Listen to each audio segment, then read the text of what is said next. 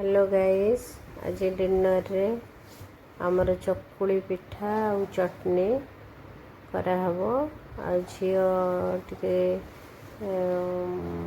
Cake खाइब बोली कहला तो केकटा तार निज हाथ में बनाऊँगी। आंचल चॉकलेट केक बनाऊँगी।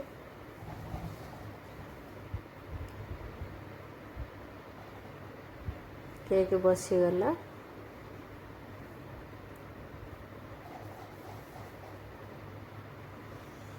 एपटे केकटा रेडी हो जाइए। आमर एबे मु चटनीटा बनै थी।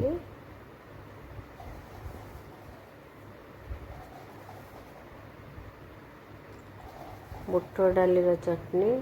एटा आमर बिरी आ अरुआ चाउलर पिठा चकुली पिठा बनाऊँचे। जेहेतु संगे संगे ग्राइंडिंग करागला तो से अधिका समय रहिले भल हुए। पिठाटा संगे संगे कले पिठाटा भल हुएनी।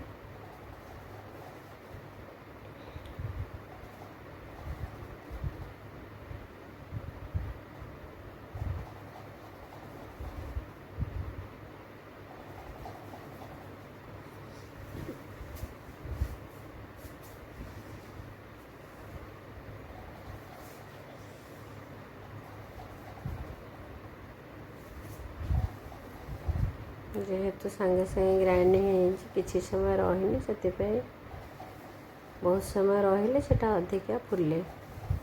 एबे पिठा चटनी आमर रेडी।